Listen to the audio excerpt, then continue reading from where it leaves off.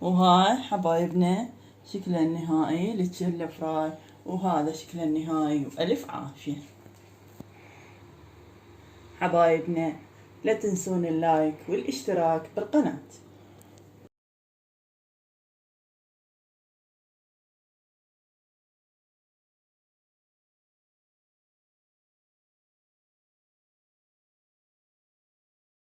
بسم الله الرحمن الرحيم. أفضل الذكر لا إله إلا الله. اليوم رجعنا لكم بفيديو جديد.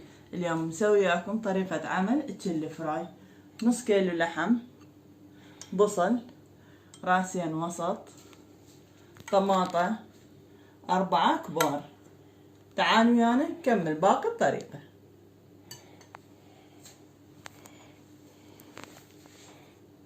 هسه خلي اللحم على النار، خلي له بعد مي.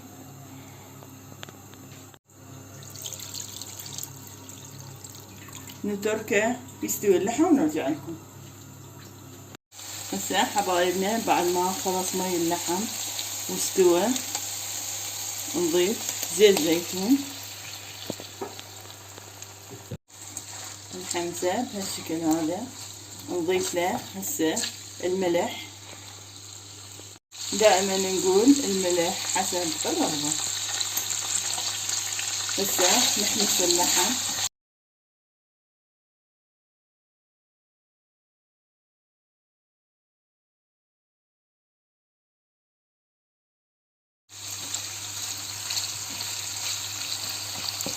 هسه نضيف البصل، نحمس وياه البصل.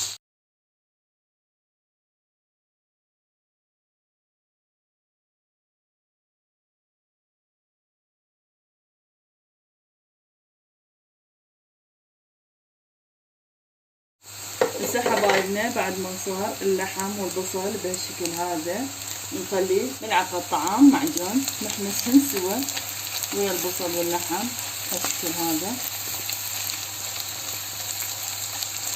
هسه نضيف الطماطة.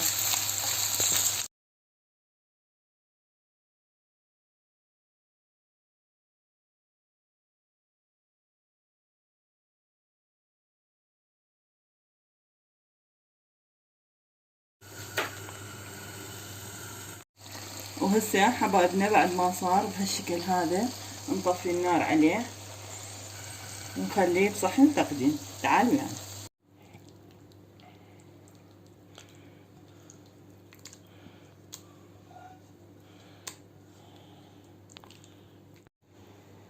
وهاي حبايبنا شكله النهائي للتشيل فراي، وهذا شكله النهائي، وألف عافية.